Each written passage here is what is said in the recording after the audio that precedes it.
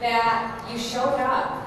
It's kind of one of those things where you have this idea, and Jesse had this idea months ago, and I wish we would have started planning it months ago, but we didn't. We started planning it a month ago, and you guys came.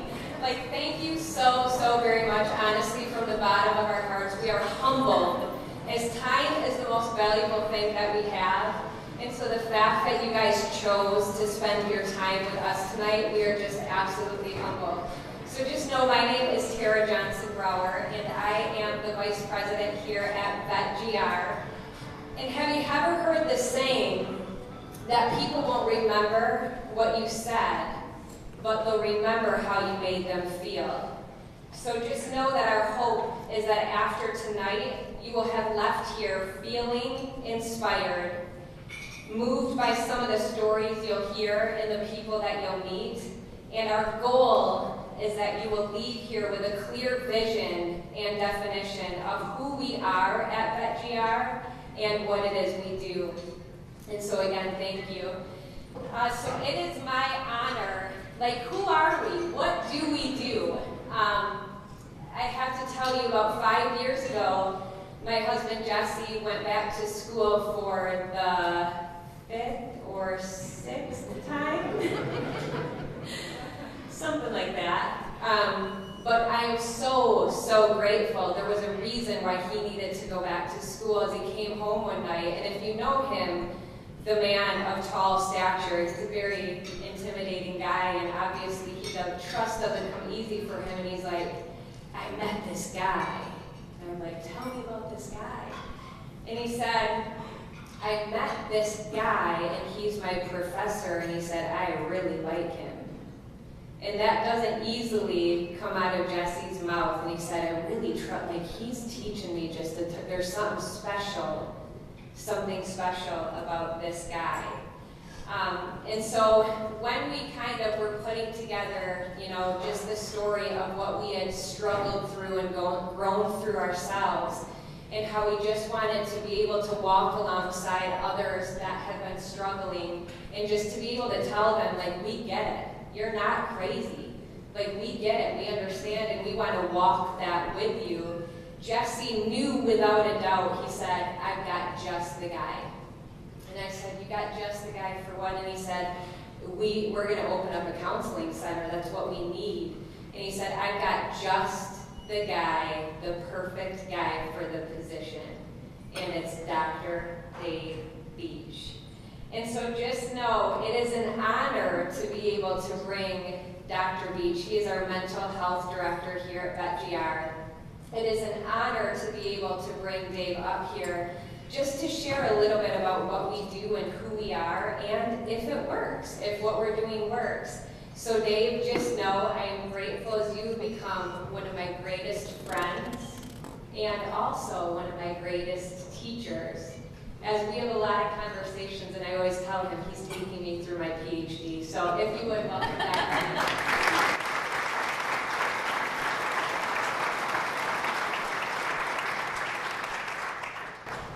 Thank you. It's just delightful to see all the faces, make connections. Thank you for coming. Thank you to our veterans. Thank you to our police, our first responders that are already in the program. Thank you to the donors, and thank you to all the future donors here. I'd like to explain a little bit about what we do at VetGR, and I'd like to do it by telling a story. Not my story, not Jesse's story, though that's an interesting one. Not anyone else's story in this room. I'll let them tell their own story. But I'd like to tell the story of a man that lived in the latter part of the 19th and the early part of the 20th century. A man who was a leader, a man who was a leader of his community, and he realized that his way of life, personally and the way of living in his people, had come to an end, and he had to make some decisions. And the story is of one of the last great warriors of the Crow Nation. His name is Plenty Coups, a man that was invited in 1921 to participate in the dedication of the Tomb of the Unknown Soldier. But I'd like to pick up his story in the 1880s, where he's having a conversation with a young man in Montana, a young fellow who moved to Montana, became a trapper, and found himself living next to this great war chief. And Plenty Coups was explaining to this man how it happened that the Crow Nation came to an end. And he described it this way: when the buffalo went away, nothing happened, and no one sang the old songs. And if you know the history of the West, the buffalo didn't go anywhere. They were slaughtered. And what he was trying to say was their way of life could no longer be sustainable without the buffalo. And he had watched other people, other tribes, stick to the old ways and rise up and do what they knew to do, and that's fight. But it was like suicide.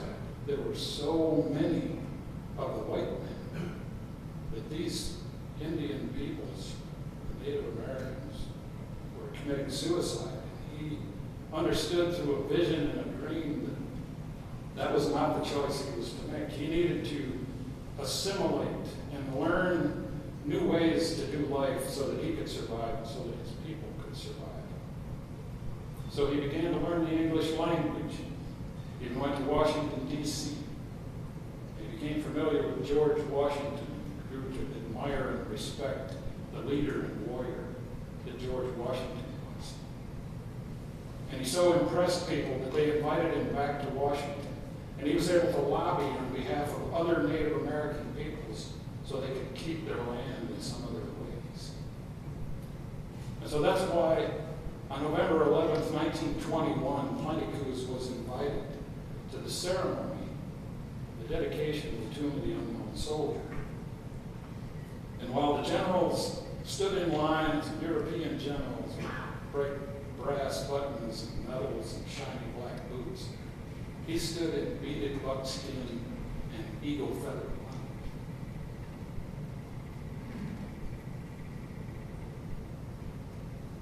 And instead of giving a speech,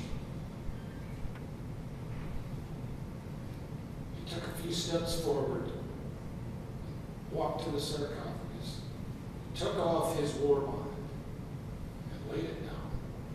And he took his coup stick, a symbol of bravery and the fierce warrior that he was, and he laid it beside his war bonnet. And there probably weren't too many that understood what he was doing in that gesture. But in a symbolic way, he was burying the only life that he knew as a warrior. And he was joining with a line of people to build a new community, a new way of understanding peace, a new way of understanding courage, a way that he wasn't yet familiar with. And that's a picture of what we're attempting to do at VetGR, to stand with warriors, with policemen, with firemen, with emergency medical personnel, and help them make a transition, a disruptive transition from one way of understanding life to a different way, to create a new normal. And we hope that you'll stand with us, because for the first time publicly, I want to share some exciting statistics. We don't yet have anyone that's finished the program, the one-year program. We do have some that are finishing the 6-month mark. And so at the halfway point, I'm gathering statistics to ask the question, are we doing any good here? And the early numbers are clinically and statistically positively correlated with change, positive change. So we're doing far more than I thought we could and would in just a short amount of time. But I don't want statistics to tell a story, because I'd like for you to listen to some of our veterans as they tell the story of VetGR. Thank you.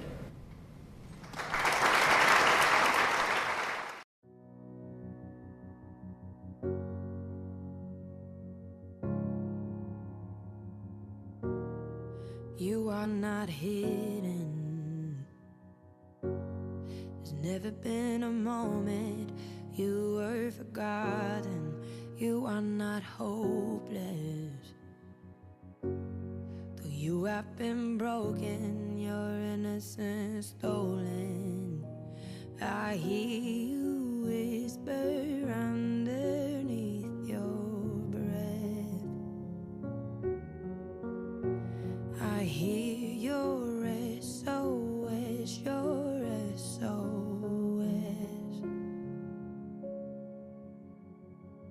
I will send out an army to find you in the middle of the darkest night. It's true, I will rescue you.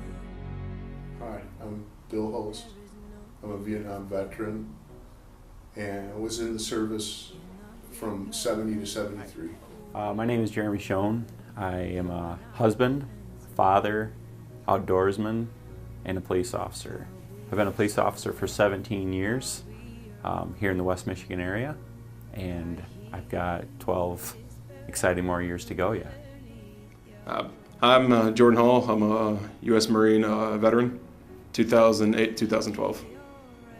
Hi, my name is Mitch Roberts. I'm a Marine Corps veteran. I was in from 2006 to 2010. Hi, my name is Derek Wieringa. I'm a Marine veteran, and I served from 2008 to 2012. Hi, I'm Jake Kalkman. I'm a Navy veteran. I served from 2007 to 2011. My name is Ryan Wieringa. I'm a Marine veteran. I served from 2009 until 2013.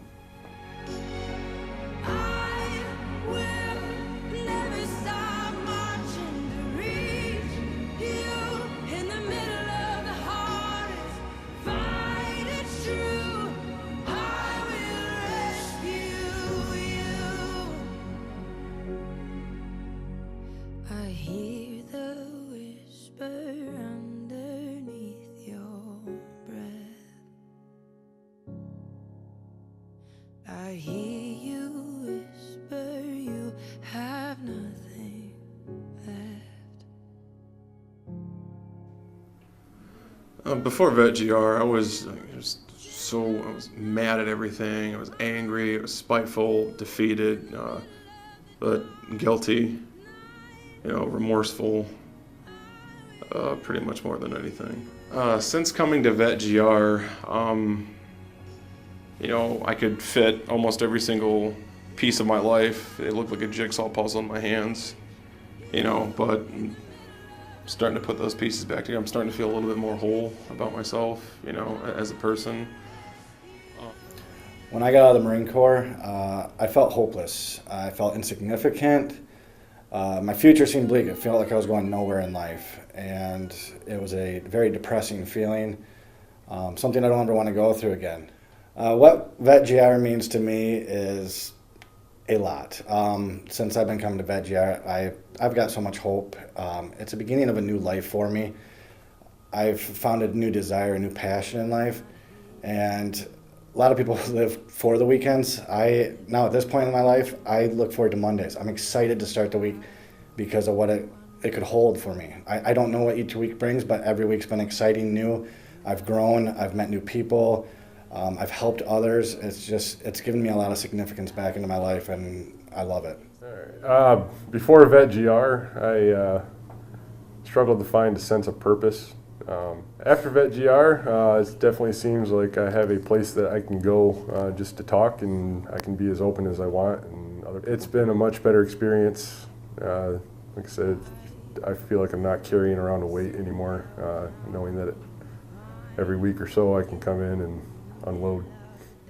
Before I came to VetGR, I think I didn't really realize how much I was allowing things in my life to kind of build up. Just the little things that I was maybe holding inside or not processing properly, and just not really realizing that I was having normal reactions to abnormal experiences, stuff that not everybody has in their life, or a lot of people do, and you just you don't realize that you're not actually dealing with it, and that starts to get in the way of how you operate outside of work, in your personal life, and the way you view the world and your future. Since coming to VetGR, it's given me a new lens, a new paradigm to look through, and to see my job for what it is, and for how it can actually be a positive experience. It can be, it can have positive outcomes, and I really look at my career differently again. I don't see it quite the same as I did maybe when I was a rookie, but I can see my purpose and the value behind the impact that we can have, and that it doesn't have to come at the cost of my family, and it doesn't have to come at the cost of my own well-being. So having a different lens to look through has really changed my perspective on the tail end, this last half of my career, and honestly made it fun again. Before VetGR, I was really struggling. I was aimless. I didn't really know what my gifts were. And I was honestly just trying to stay on my own 2 feet, and that was an all-consuming effort. After VetGR, my life has done a complete 180. I'm on the onward and upward trend, and it's just fantastic. VetGR has given me the tools to be able to understand and grow through what I've been going through. Didn't really realize, what was wrong in my life. I came home changed, but there really was nothing there for us when we came home. VetGR has helped with my nutrition, has helped with my mental health. I feel far more confident and hopeful, and it's a great feeling. I don't know how else to say it. It's just a feeling, and but it means everything. And that goes back to I trust God with everything, and He's restoring what's been taken from me in the past. So before VetGR, I was lost. I was hopelessly depressed, stuck in a pit that I couldn't see out of. Since I've been coming here the last 6 months, I'm a completely different person. My head pops off the pillow in the morning, which I never thought would happen again, and I just feel important. I feel like I have value, and my life is serving a greater purpose again, and I owe all of that to VetGR.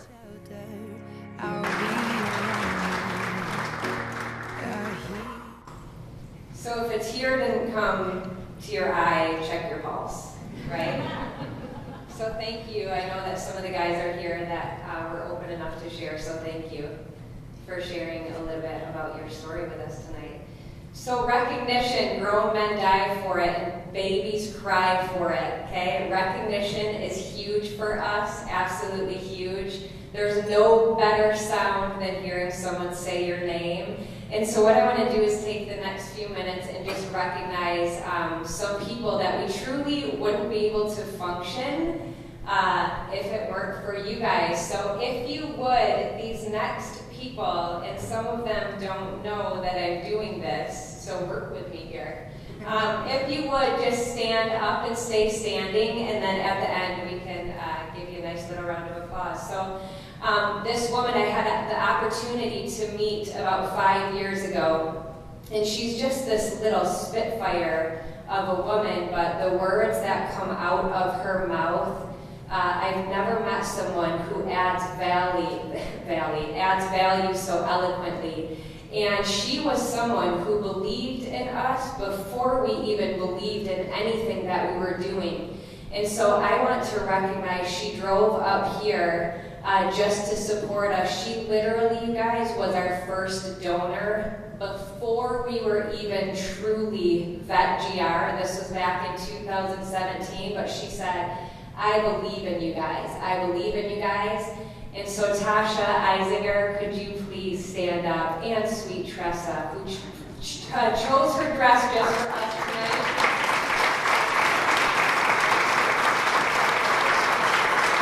And then go ahead and stay standing.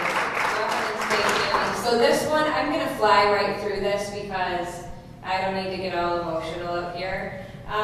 These guys are our #1 monthly donors, because they kind of have to be, because it's my parents. Sorry, when I get emotional, I try to make jokes, so bear with me. They have literally supported us through this thing called PTS and the roller coaster of trauma and what post-war trauma can do after our militaries come home doing their job very well. And so I want to recognize our largest monthly donor, Denny and Jana Gale.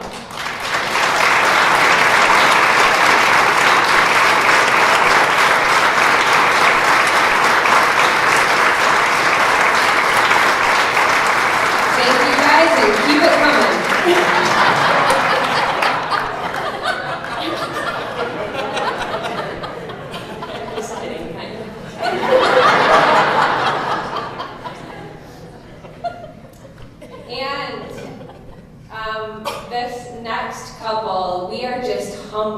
Absolutely humbled by you guys, because you saw something happen with the Wieringa brothers and you thought, you know what, this is something that we need to support, and you didn't even think twice about it, and you didn't even know us. And so our largest donor to date, if you would please stand, Doug and Vicki Nineheis.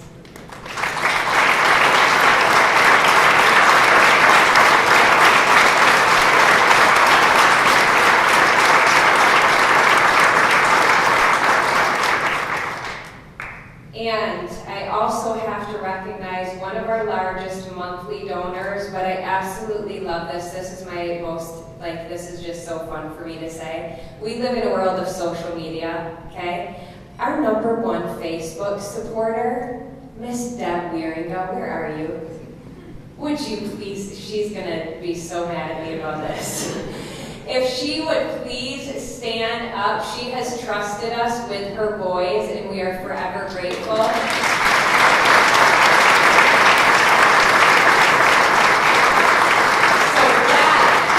tonight you can teach them how to take selfies and use the @ Johnson Brower, okay? And then it will tag to our page. And then last but definitely not least, Miss Kate Belford, I just want you to stand up first. Where are you? This woman in the back, you guys, she is a mastermind. She literally was like an angel that came out of nowhere as an accountant. She literally, we are covered. I don't even have the words of how you have helped us. She gives us her 1 day off a week, which is every Friday. She comes in and gives us her time for nothing, you guys, for absolutely nothing. And Jessie, is she not the most organized you've ever met? So thank you. Thank you guys so much.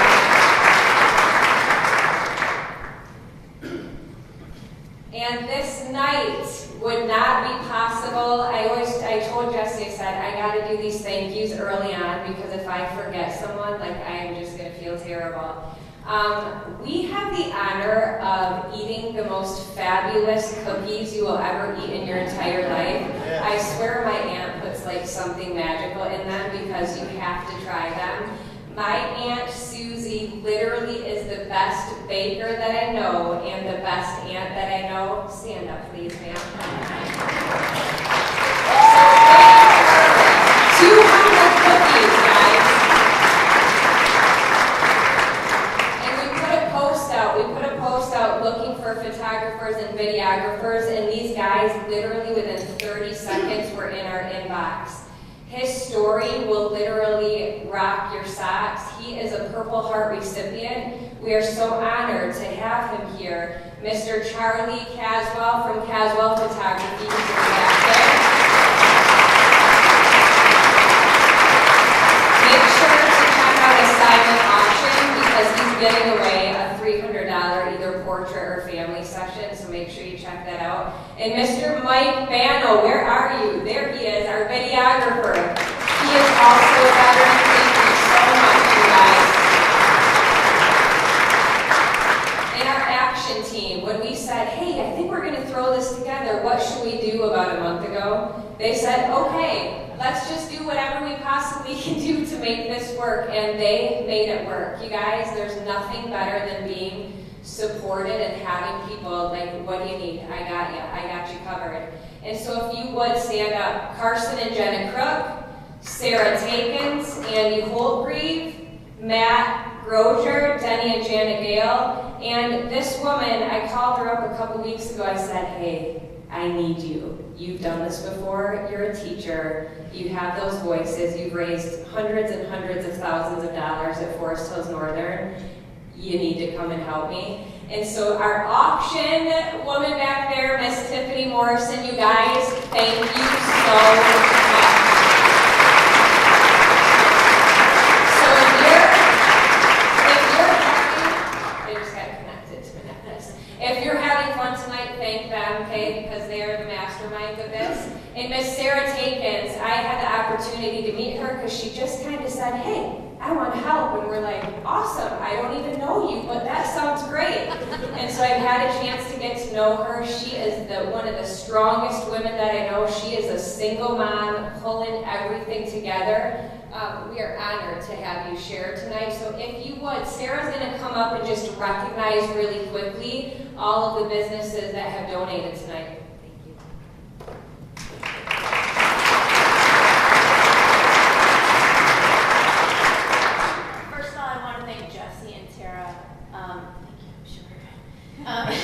Jesse and Tara had a vision to help soldiers come home, to help our military, and give them the utmost service for their service for us. So thank you, Jesse and Tara, for recognizing that there was a need and fulfilling it for our service members.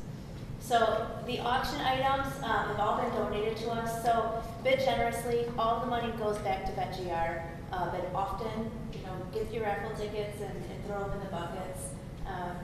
The following are the list of people that have donated. Gimmons, Murphy's Family Restaurant, Applebee's, Rainbow Grill, Avita, Cal Van Single, Lovable Lobes, Shampure, Hudsonville Floral, Claudia Boss, Lori Grayson, Mr. Car Wash, Rosema's, Horizon Kids, Big B Coffee, Wind and Water, Ellis Griffwood, Lulu Row, Zach's Barbershop, A. Davis Brown Salon, Chiropractic Unlimited, Bypass, Pamela Alderman, Andrea Shepard, American Stipple, Michigan Cat, courtesy of Aaron Reynolds, Linda Holmes, Supreme Shine, Harley Shoes Shine, Risa and the Salon Company, Making Time Kitchen, Winding Creek Golf, Screaming Needle, Castle Photography, Elaine Hinman, CFGR, CrossFit. There's 2 3-month CrossFit memberships if you're interested. Cynthia Beach, Larry Bruin, Growler Systems, Alyssa Bridhorst, Karen Arnold, Bill Richards, Uluru, Zach's Barbershop, City Flats Hotel, Andy Holtgreave, and Van Auto gift cards. So thank you to everyone that's here that has volunteered, everyone here that has donated, everyone here that will bid, and everyone that will become donors. Thank you. Thank you.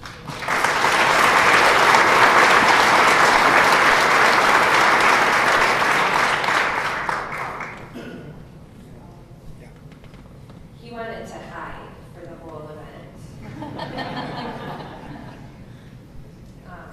But I wouldn't let him. So you will hear from him a little later.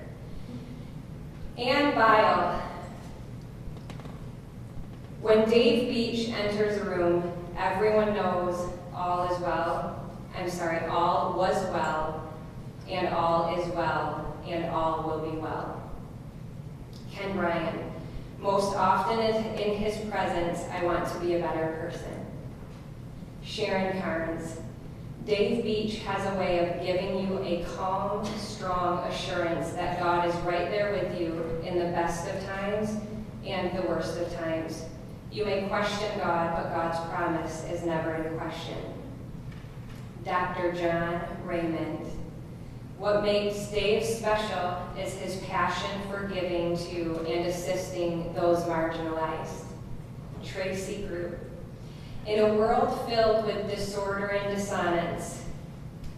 dissonance, let's try that again. I practiced. Dissonance, all of these doctors. Dave Beach is a peace place.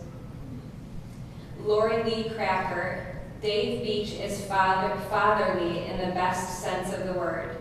He exudes wisdom, calm, and good humor, and you just know his heart rejoices and breaks with your own.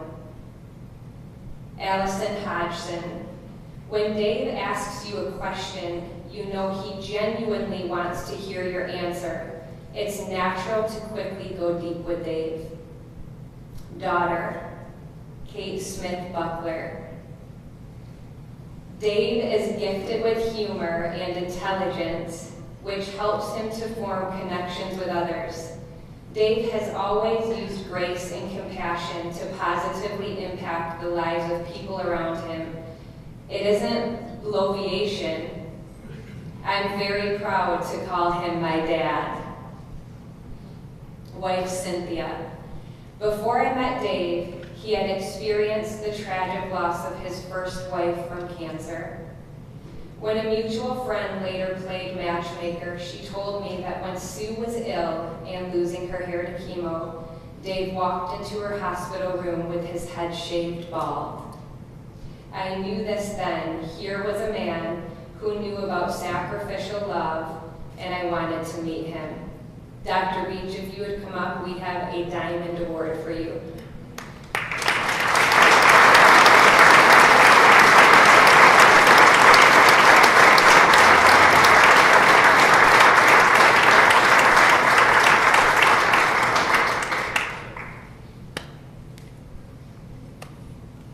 Oh, stay up here.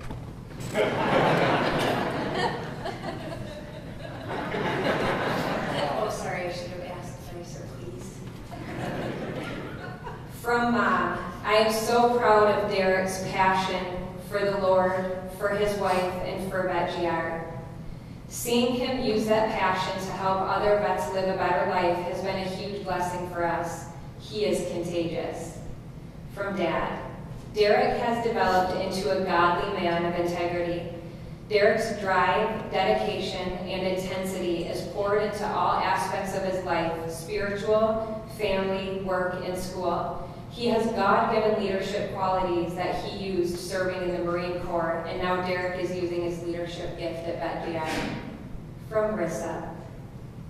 For those of us who know and have known Derek, we are truly blessed. Derek is a storm and a force that will not be tamed. He loves deeply and fights hard. VetGR has helped him and allowed my brother to channel his gifts of love and passion to help others who are and have suffered as he has. Again, the gratitude I have for VetGR is hard to put into words. It is that strong. My brothers have walked through the fire, but veteran growth and reconstruction has allowed them to come forth, not unscathed, but stronger and filled with love and a purpose. You cannot put a price on that. Grandma and Grandpa. We can't thank VetGR and God enough for the changes that we've seen in the boys' lives. VetGR has given them direction and purpose once again by helping others and healing themselves with God's help. Thank you, VetGR. You are in our prayers. Derek, buddy, we're so proud of you. We would not be able to do the day-to-day that we do without you. You are so, so valuable to us. Could you please come up and accept the Employee of the Year award?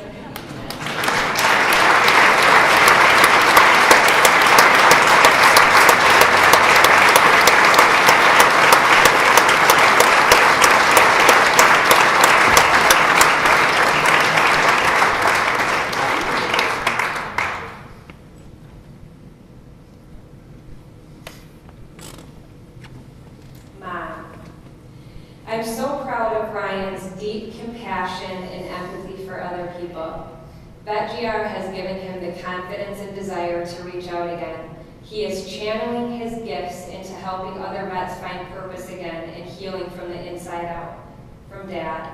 Ryan is a remarkable and courageous young man living each day in intense physical pain, yet keeping a cheerful attitude that helps inspire and encourage others. Ryan is a natural-born leader, as was evident when he served our country in the Marine Corps and now at VetGR. From Brista. I can't explain the amount of love and gratitude I have for VetGR for what they did for my brothers. Ryan has the most talent and potential of anyone I know, but it has been buried beneath sorrow and pain. VetGR has chipped away at the hurt and trauma to reveal the true Ryan Wieringa, who is a love and force to be reckoned with. I am so glad he is back. Ryan, we appreciate you. We are so thankful for you.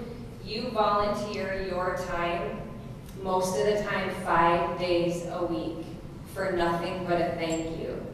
And so if you would you please come up and accept the Appreciation Award? We're so proud of you.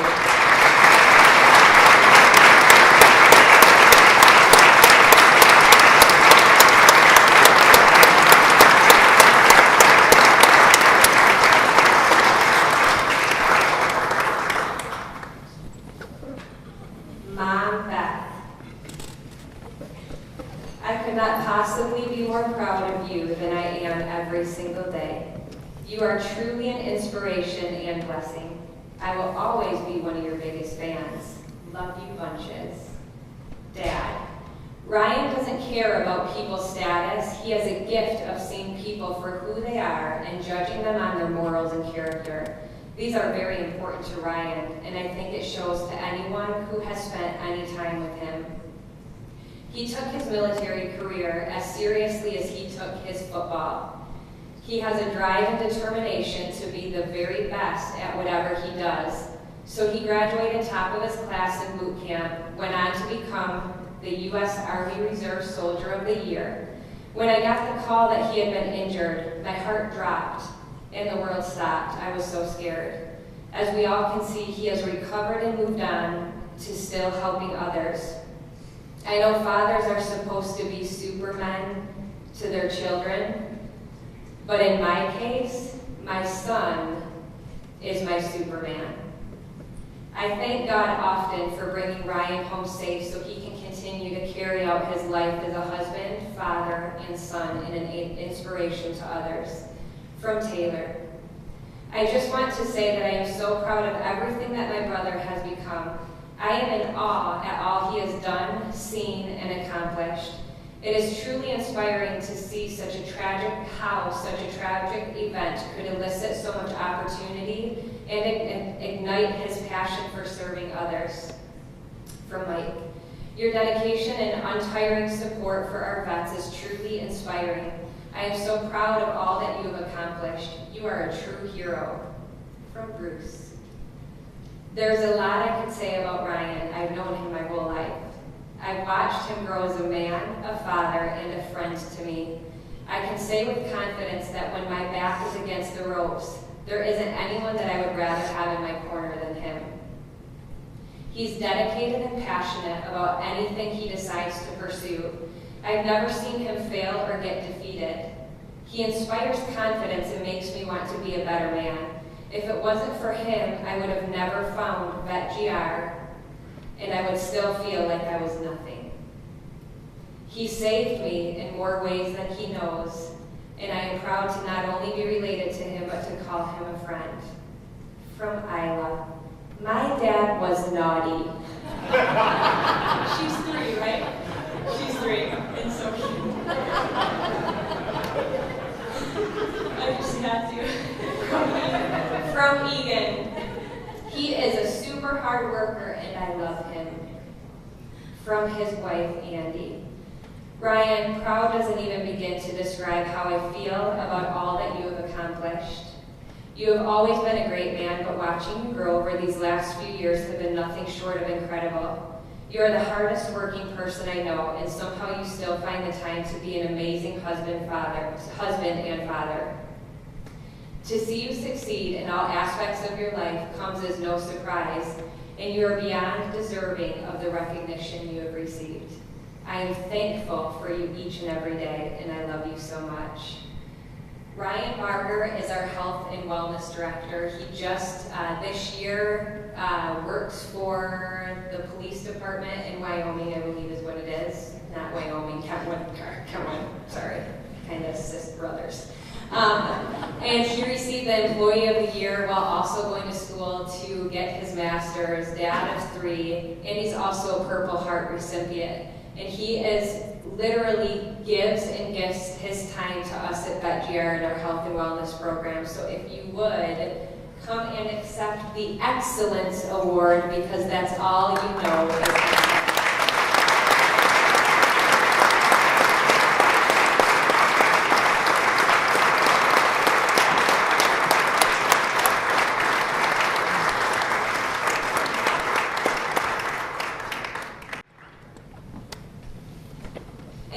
is award I'm so excited about. It's an I see you. I see how hard you're working. I know the steps that you've taken and the changes that you've made have been so difficult, so tiring, so hard, but you've decided to make them. I am so excited to bring one of our VetGR guests up to receive the Achievement Award for this year. He also, as of tomorrow, graduates from Vet Court and has worked extremely, extremely hard for this. The transformation in his life that he has chosen to make for his family is nothing but inspiring. So Jordan, aka Cranberries Hall, would you please come up? We are so proud of you.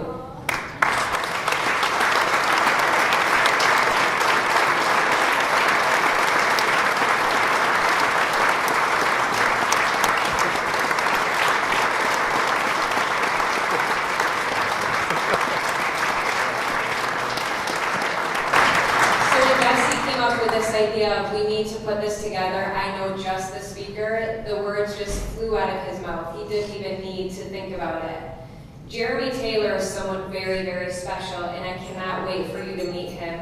I had the opportunity to hear from him 5 years ago as I drove through a snowstorm just to prove this room full of people wrong, that someone had to be not as nice as they were being. But he had me crying and laughing at the same time, and I literally will never ever forget the first time that I met Mr. Jeremy Taylor. Just know that he is a husband, a father, an entrepreneur, and one of the most motivational people that you will ever meet. He's been through many trials in his life, but here's the coolest thing, is he's learned how to fall gracefully and get back up quickly. He lives boldly, loves confidently, and leads passionately every single day. If you would, help me welcome from Kentucky, Mr. Jeremy Taylor.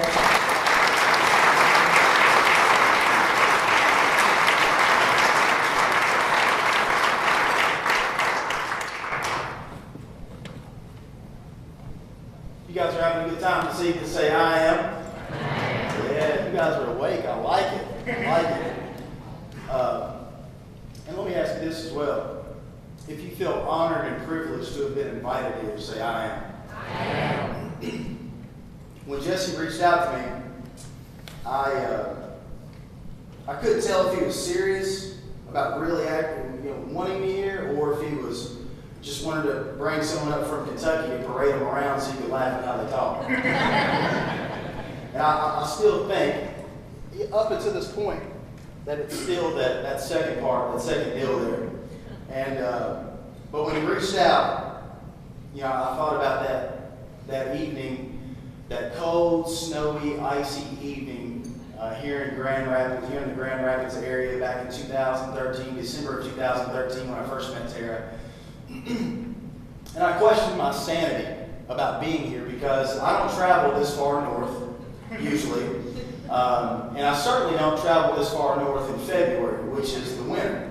Because in Kentucky, it's a little chilly. Everybody say chilly. It's a little chilly back home.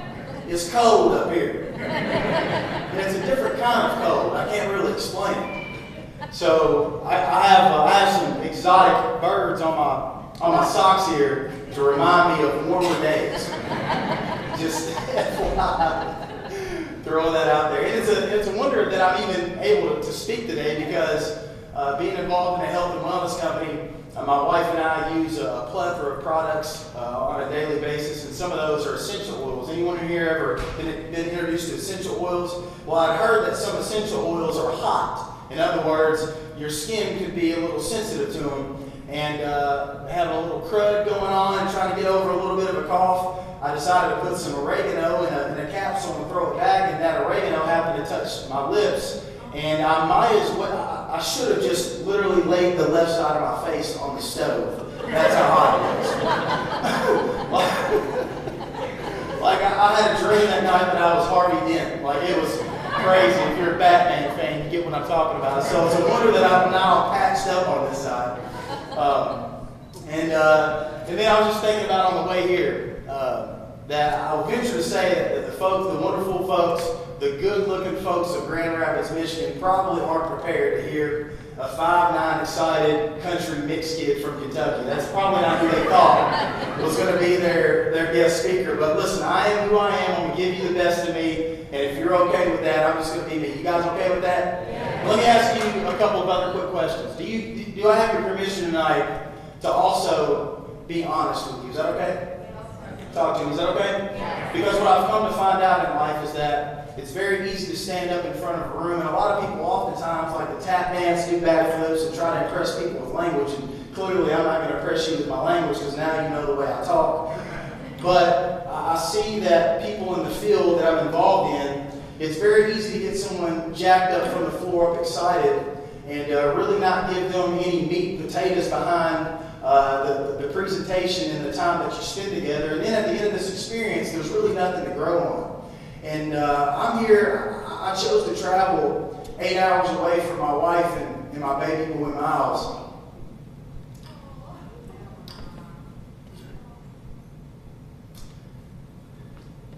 Because I believe in what you guys are doing. I believe in Tara and Jesse Brower. I know where their heart is. I know how passionate they are about this particular work that they're doing. I know that they are literally on fire for the Lord to truly transform the lives of people who have been walking through the same pain that they walked through. So part of this evening is my promise to you is to share some things that are light. We're going to have a good time. You guys okay with having a good time? But my promise to you is to also be honest and to be real. Because I don't think you guys would want someone to travel as far from their home as they did to come up here just to basically patty cake you on the rear end and get you excited and send you out the door. And then you look back on that time together and say, that was nothing more than just a comedian. And I want to ask you another quick question. And this is the most important question I have on the front end, because I only have about, let me get my phone out, make sure I don't disrespect everyone's time here this evening. I don't have a lot of time up here, but my question for you is this. Is it okay if our time together tonight challenges you? Is that okay? And when I ask that question, oftentimes because of getting a little bit of call and response and getting some people involved in the talk, it's easy to respond and say, yeah, I just want to be part of the participation deal there, and I'll say yeah. But the truth of the matter is that being challenged to make a positive change doesn't always feel good. So I'm not saying that everything that I share tonight is going to hit home for you. And I'm not here as someone who's a professional who can point a finger at everyone and look everyone in the eye and tell you that I've got it all figured out and I know the secret sauce to be successful and to keep going and growing and to make this thing happen and go impact. I'm not saying that I have all that stuff figured out. But what I do believe is that in this experience that we're sharing here called life, some things that potentially I've gone through, as well as some things that some other folks in this room have been through, can affect your life in a positive fashion. Is that okay with you? Is that okay if just one thing? Everybody say something. Say something. Not everything, but I think something from our time together can hopefully help you grow and get just a little bit better. At the end of the day, if we don't make a decision to take something away from this evening and grow and get better, why did we even show up? Because this is about growth. This is about people. This is about changing lives. This is about doing the good work that so many other people across the scope of our country are scared to stand in the gap and do. And that's what makes VetGR different. That's what makes the folks standing behind this organization special. Is they're willing to stand up, stand in the gap, fight the good fight, and do what other people aren't willing to do, which is this. Invest their time, energy, and resources, because those are called sacrifices, and camp out with folks in their pain and extend a helping hand and say, listen, I don't know when we're going to get there, but I'm with you along the way. That's what makes VetGR so special. So my goal tonight, I'm just going to share a few practical, simple tips. Nothing that I think really is earth-shattering information by any stretch of the imagination, because I've never claimed to be the sharpest tool in the shed. But my goal tonight is simply this, to leave you better than I found you. If you think that's okay, look at your neighbor and say, I'm cool with that. By the way, you guys look great. No one's told you that yet. You guys look phenomenal. And let me make this plug. The chocolate chip cookies are fire. Just throwing that out there. If you guys don't finish those off, several of them will end up in my pockets. I'm just going to just let it be known.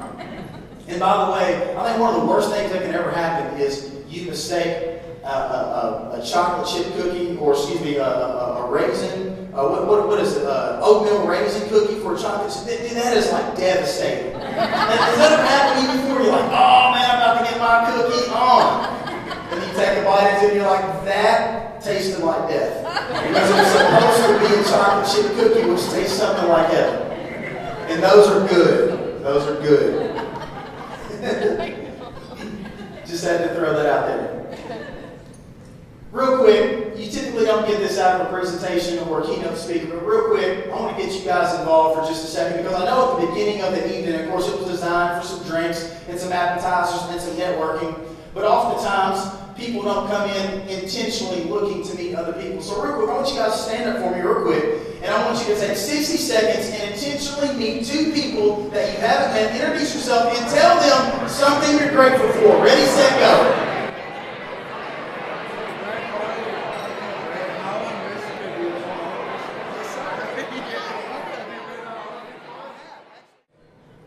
By show of hands, how many people actually met someone and you shared something that you're grateful for?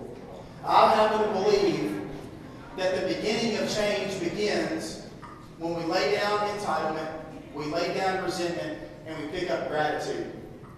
I happen to believe that a glad heart is a grateful heart. And so I like to begin every evening with whatever group of people I'm in front of, whether it be at a conference, whether it be at a benefit like we're at this evening, or if I'm at a school. I like to discuss gratitude, because I feel like gratitude is the game changer. I'm also going to start with 3 quotes before I dive into our content. I want to try to breeze through that, and on the back end, share some things to help us maybe assess and reflect a little bit before we close our time together. You guys okay with that? Say I am.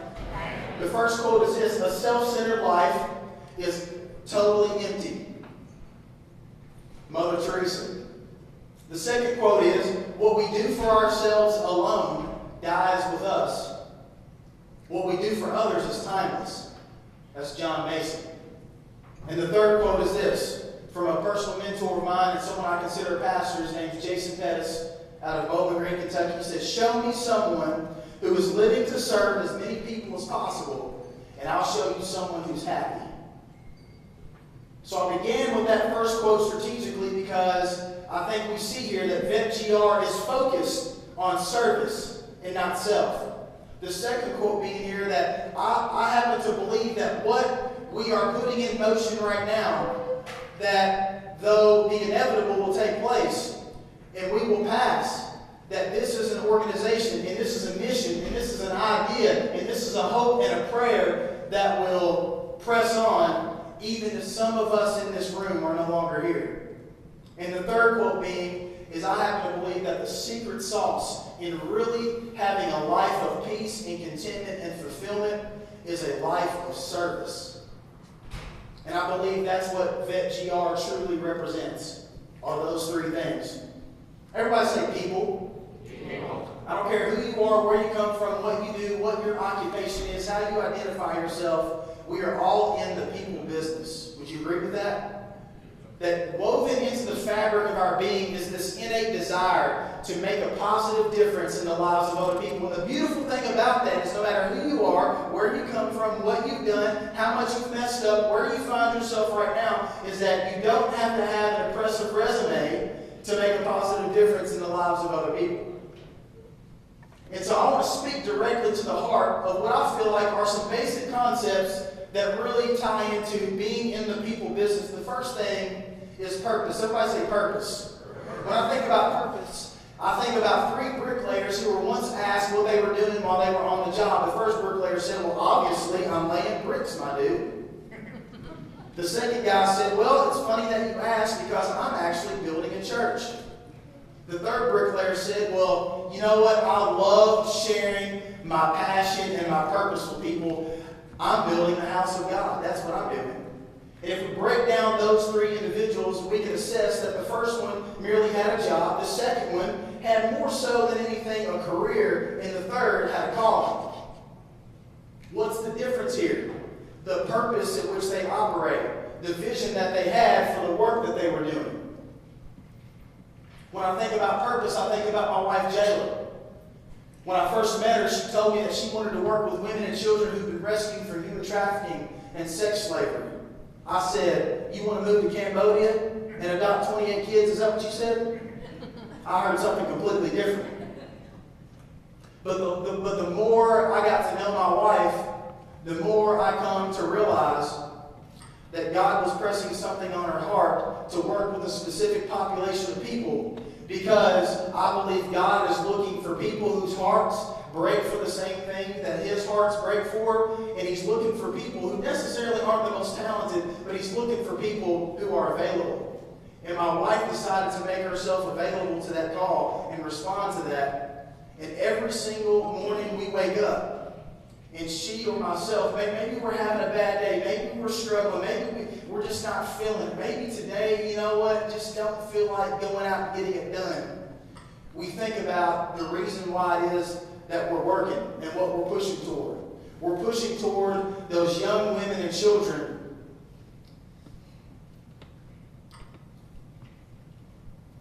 who wake up every day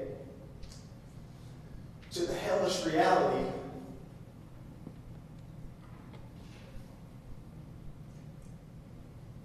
of being treated like someone else's commodity. When I think about purpose, I think about a gentleman by the name of Alan Law. If you grab your smartphone and you Google teacher Minnesota sandwiches, what will pop up is a story about a guy, a former school teacher, who's chosen to devote his life to serving the people of his community in Minneapolis after homeless shelters have closed for the evening. He's affectionately known as the Sandwich Man. Matter of fact, to date, in one calendar year, he dished out 800,000 sandwiches to the homeless and the needy, even in the midst of his own trials and tribulations. Leaving the hospital after prostate cancer in his slippers, his gown, and a turtleneck to press on toward the cause. Sleeping out of his car on some days. Giving every ounce of his energy to a group of people that he believes needs to be loved, but a group of people who sadly aren't showing them how loved they are. The next thing I want to speak to quickly is passion. Everybody say passion. When I think about passion, I think about people who do what they do with fire, with zest, with energy.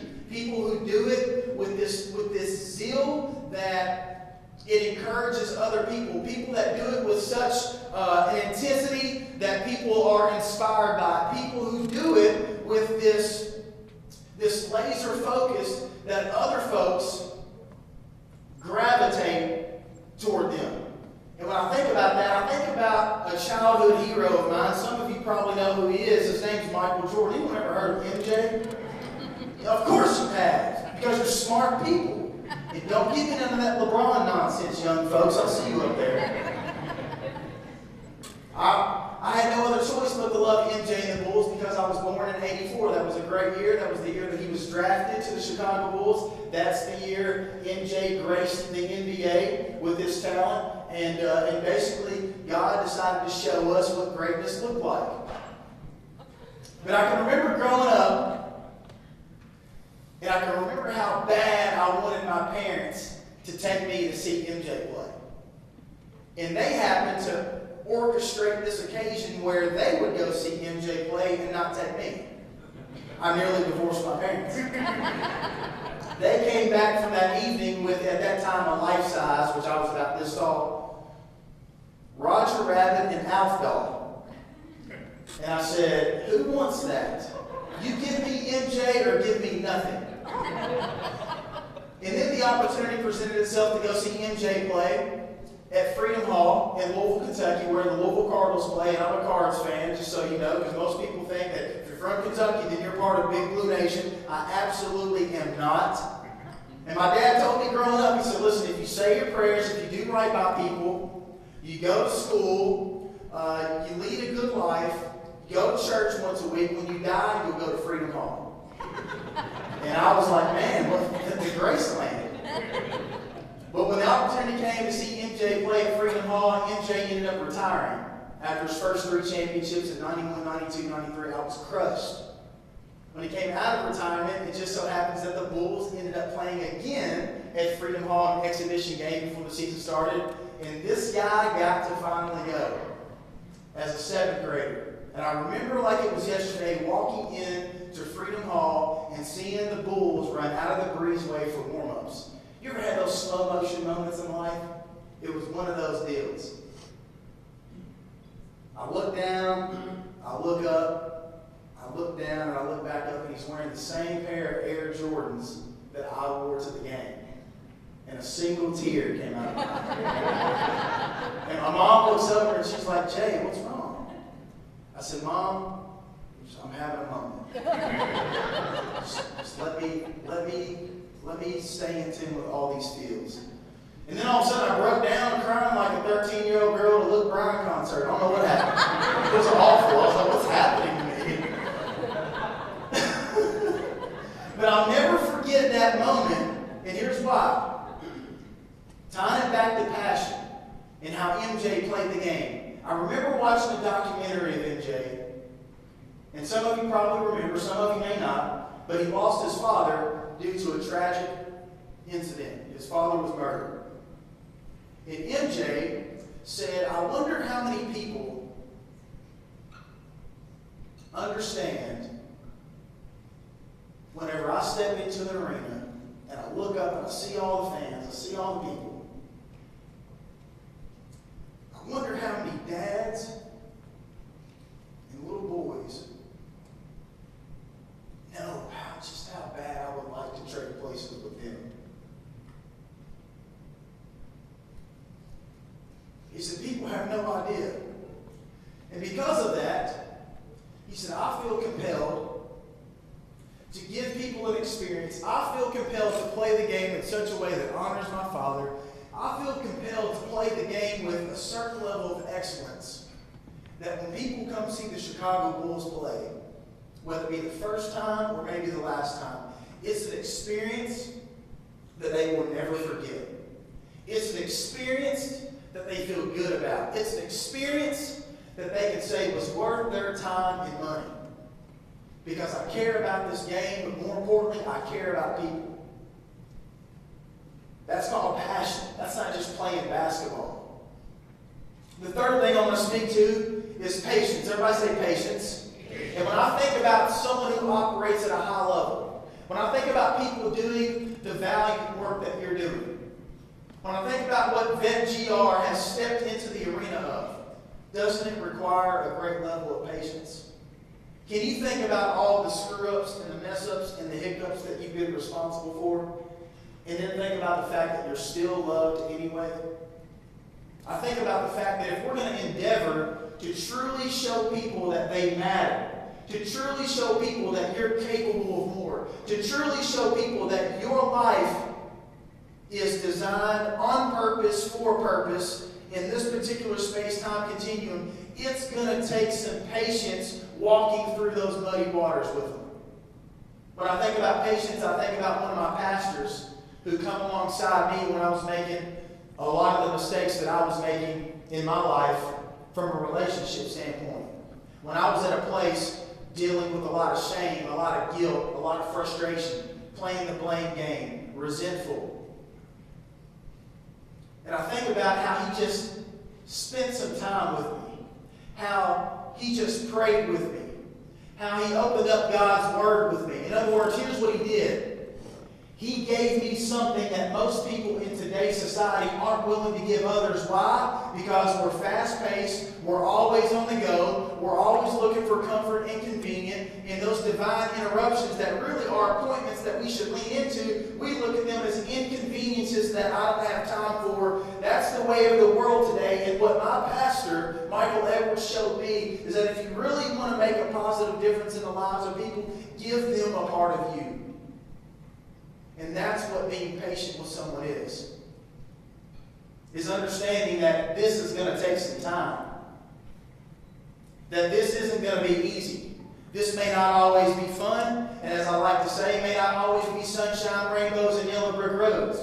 But it will be worth it. Because people matter, because we're all in the people business. The fourth thing is perseverance. And I wear this ring, and it's not a flashy ring. It literally just has a stone the color of the college that I played basketball for, Campbellsville University in Campbellsville, Kentucky, right smack dead center of the state. But I wear this ring oftentimes during speaking engagements because it's a reminder of perseverance, and it's a reminder of stick-to-itiveness. It's a reminder of not giving up when I face some hardships and some challenges in my life, and my dad spoke to my heart at that time. I graduated high school at around 5'8", maybe 5'8.5". Of course, I'm not much taller than that today, but I was 17 years old, and I had a little more growing to do.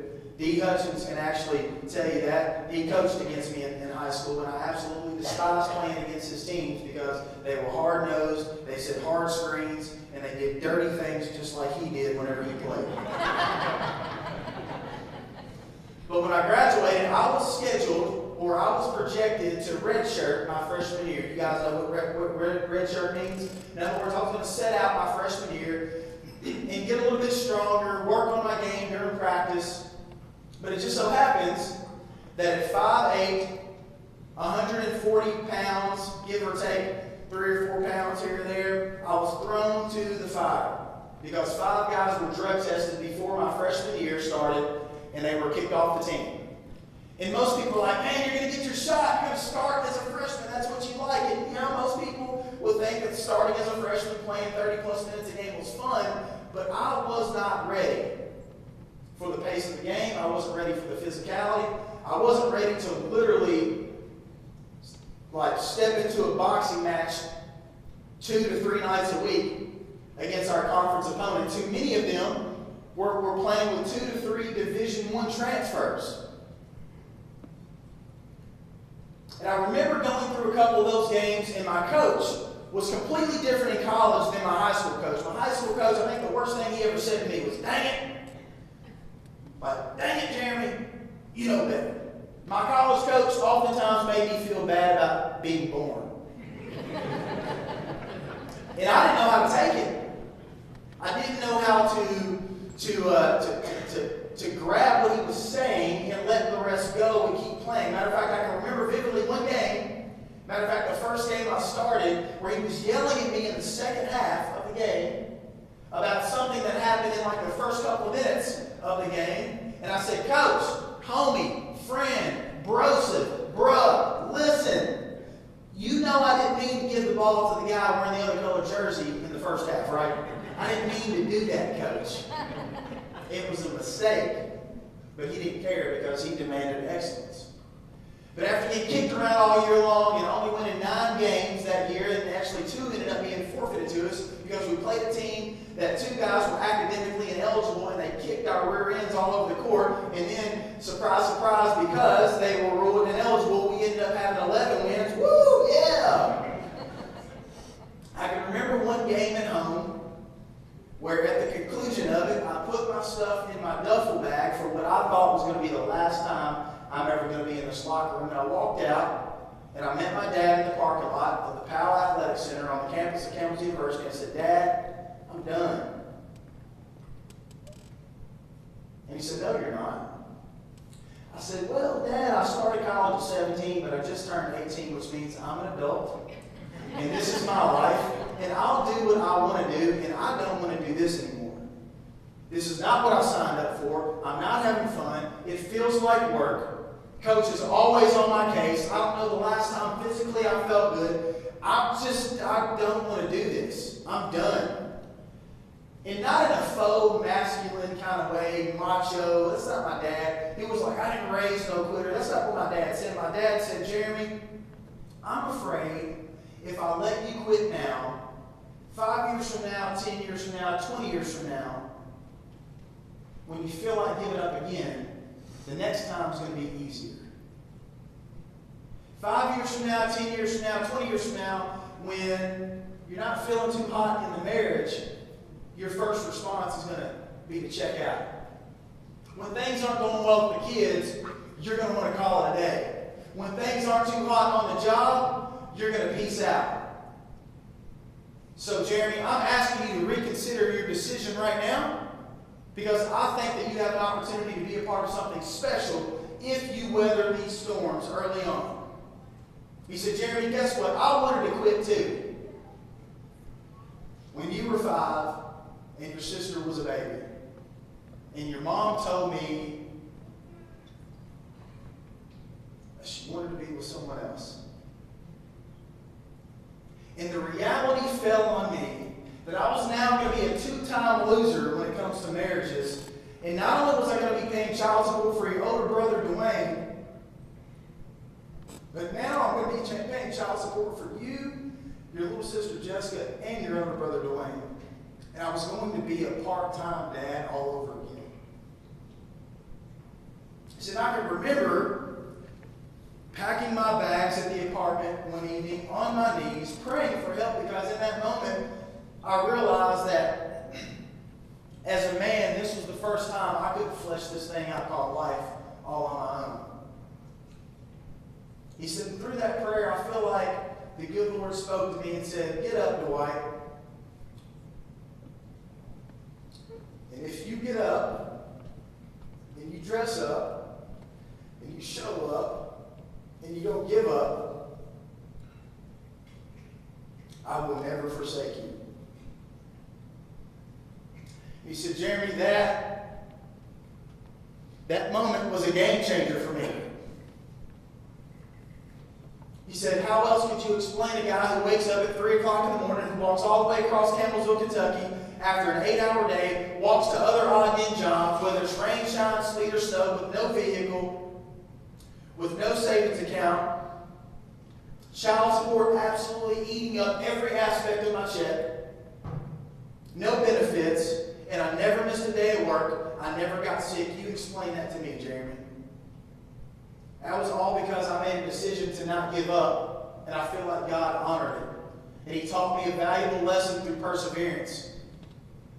He said, "God taught me that tough times come and go, but tough people last." He said, "God taught me that winners never quit, quitters never win." He said, "I'm challenging you, Jeremy, to push through this, and there will be good days ahead. And once you know it got worse," has this ever happened to you? Has it ever gotten worse before it's gotten better? Or am I the only one that's ever happened to? It got worse before it got better. And not that we achieved any incredible accomplishment necessarily, but it was gratifying to be there in the final days of my college playing career and be a part of the first men's basketball team to ever win a Mid-South Conference tournament championship. because we chose not to give up. Because we chose to put first things first and focus on one another, get outside of ourselves, and represent our school well. 2 other quick things I want to speak to before we close down is this. The first thing is positivity. And I feel like people who endeavor to do a great work, although the worst may go before them, they have this inner candle flame that never goes out because they make a conscious choice to stay positive despite whatever comes their way. And the thing that I love about speaking about positivity is this, is that we all have a choice. Look at your neighbor and say, you have a choice. The wheels could fall off tomorrow. The relationship could turn sour. The company could downsize. You could have the illness that you prayed your whole life that you wanted to stay away from. But at the end of the day, we all have something as humans that not every other being on this planet has, and that's the power of choice. To see our circumstances as something different than what most people see them as. To see our pain as purpose. To see our suffering as something greater for the Lord. Something greater for the people around us. And I'm telling you right now that the older I get, the more people I see who are living lives that are negative, dull, disillusioned, whining, crying, complaining, sucking their thumb, criticizing, condemning people. And I don't know about you, but I just don't want to be around those folks. By show of hands, how many people in here do not like to be around negative people? By show of hands, how many people? If you didn't raise your hand, you're probably the negative person anyway. But what I'm telling you is that I've been around these people a little bit, and what I know is they're some of the most positive people I've ever been around. Because they know that this great work requires them to be so. And the last specific element of being in the people business is accepting the opportunity and responsibility to develop your mindset, to keep growing. Benjamin Franklin once said that most people die from the neck up at the age of 25. In other words, they stop growing, they stop dreaming, they stop reading, they stop getting to the class, they stop getting around people who are smarter than them, people who are wiser than them. They stop showing up, so they stop learning, and here's what happens. They get stagnant, they get stuck, and those people stink. Do they not? And so I'm challenging each of you in here to decide to personally develop yourselves. To decide to continue putting the good, the positive, the powerful, and the pure in here, because if you don't, you can't do the tough stuff that this endeavor requires. You can't do this tough stuff if you're not taking care of the mindset.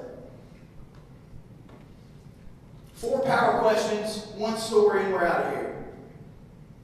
And these questions are designed for reflection. The first question is this. I want you to ask yourself tonight, whether you're here as a donor, whether you're here as a first responder, whether you're here as a veteran, whether you're here as a representative of VetGR, whether you're here as just a community member, or whether you showed up for the chocolate chip cookies. I want to ask you this. I want you to ask yourself, how did I get here? And I mean literally, but I also mean figuratively. And when I challenge you to ask that question, the reason why I like that question is because I believe there's power in looking back and reflecting. 1, it allows us to look at the things that we're grateful for. 2, it allows us to look at the things that we're not so proud of and assess what can we do differently so that we maybe don't end up in the same position that we were once in that we weren't so proud of. You know, when I say look back, it's okay to look back, just don't stay in a course on any full trips on what's behind them. I'm not saying to just look back, just to look back. I'm saying look back and think to yourself, how did I get where I'm at? And I will venture to say that there should be some gratitude there because you didn't get where you're at all on your own. You know, it drives me nuts when people who do the work that I do stand up in front of people and say, I'm self-made. I think that's Bush League. I'm thinking about my 1-year-old son who'll be 1 in just a couple days where I say, oh, he's beautiful. He is absolutely beautiful. I tell my wife all the time, she married me to make beautiful mixed babies. But if you look at a picture of him online, he's beautiful, but he ain't mixed. He didn't get an ounce of the black in me at all. He's totally white, and we have fun with it. I never thought a blonde-haired, blue-eyed baby would come from my genes, but it happened. But when I mentioned Miles, I mentioned the fact that he doesn't change his own diaper. At some point in time, we've all needed some assistance.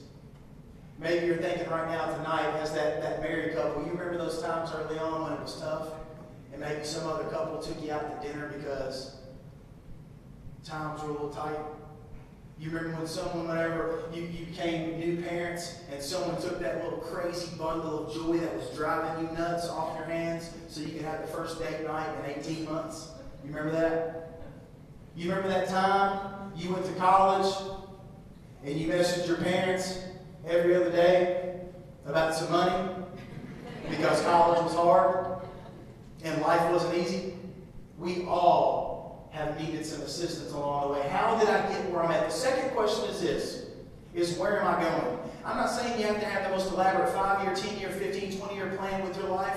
I'm not saying you have to have it all figured out. Matter of fact, I don't think you have to see the whole staircase and take the first step, right? But what I am suggesting is that you should have some kind of vision for where you want to go. You should have some directives. You should have some core values that allow you to operate the way that you choose to operate. Where are you going? When's the last time you got alone and got quiet? Which, by the way, some people don't like to do that because the silence is louder than the noise.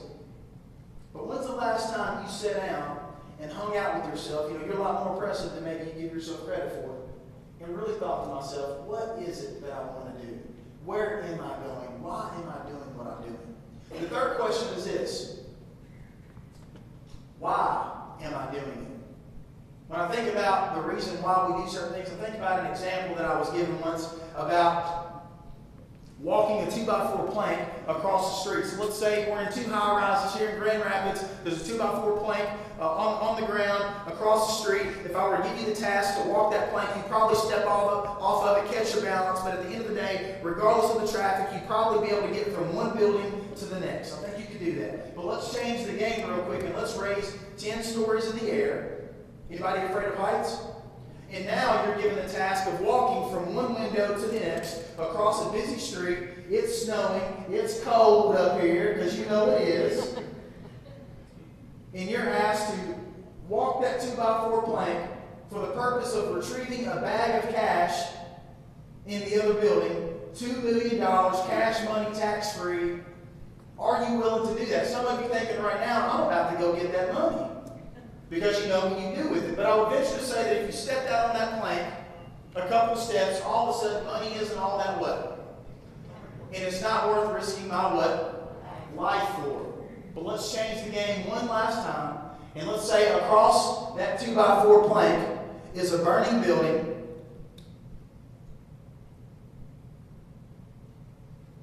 And your favorite veteran is in that building. Your wife. Your husband, your precious child, the person who made those cookies. What are you going to do? You're going to walk that plank, or you're going to do what trying? Talk to me.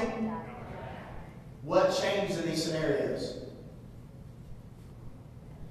Your reason why, your motivation. Now, I'm not saying in order to operate at our highest capacity, that we have to wake up and we have to go to this place of meditation and we have to put ourselves in this death-defying situation every day and we have to consider this deep, dark reason why we're compelled to go out and change the world. I'm not saying that we have to do that. What I am saying, though, is that oftentimes we don't stop doing what it is that we're doing because we're necessarily burnt out, per se. Oftentimes we stop doing it because we forgot why we started doing it in the first place. I'm asking you tonight, if you're not moving towards something great, if you're not adding value to the people around you, if you're not partnering with this valiant effort that VetGR is leading, if you're not participating in the miracle process of helping people grow and develop, why not? Why not? And the final question is this. Now that I've thought about how I got here, now that I've thought about where I'm going, now that I've thought about why I'm doing it, here's where the rubber meets the road. What am I willing to change? Because surprise, surprise, if nothing changes, guess what? Nothing changes. But the sad truth is that most people want things to change as long as everything stays the way. That's good stuff. You can tweet that. That's good. You're like, I can write that down. But it's the truth. Why? Because change is hard. Change is scary. Change is hairy. We lose control. We step into the unknown. But change is absolutely necessary. And I've met some people a part of this organization because the change they chose to subscribe to, people's lives are being impacted in a massive, massive way. All because they chose to change. I think one story in closing really sums up to me what it means to meet people where they're at, regardless of their situation, their circumstance, their past, and love them for who they are and help them see themselves differently. I think one story illustrates that. And it's a story I once heard of a guy named Tony who flew into Hawaii for a speaking engagement. When Tony got there, if you've ever flown several hours away from wherever it is that you live, you know that jet lag is a real thing. I've woken up before, jet lag hit me so bad I couldn't spell my name. So Tony's internal clock wakes him up at about 2:30 in the morning, 3 o'clock in the morning, and his stomach's growling, and he wants some good old greasy, hole-in-the-wall breakfast food. And so he finds one of those joints in Honolulu, and he steps in, and when he walks in, to his surprise, the person who comes out from the back isn't really up to par from a hygiene perspective. Maybe I'm the only person, but I would venture to say some of us in here before have been to a restaurant before when you're like, man, I'm fixing, or as we say in Kentucky, I'm finna get my grub on, and then you see something that kind of throws you off. All of a sudden, I'm not as hungry as what I once was. And that guy comes out from the back, and Tony's like, I'm not as hungry as I once was, so I'll take that glass donut over there in the casing and just give me a cup of black coffee. That guy says, sure thing, I'll grab it for you. Tony's like, I don't even want the donut. But he goes and gets it. Tony sits down, and just a few moments later, a group of women bust the door down, hackling, laughing like a bunch of hyenas, yelling a bunch of obscenities, and they conveniently sat down right next to Tony. Tony's thinking about his grand escape. How can I get out of here? And then all of a sudden, one of the ladies says, hey, tomorrow is my birthday. Her name is Agnes, and she's going to be 39. One of the other ladies fires back, and she says, who cares? What do you want me to do? Throw you a birthday party? Bake you a cake?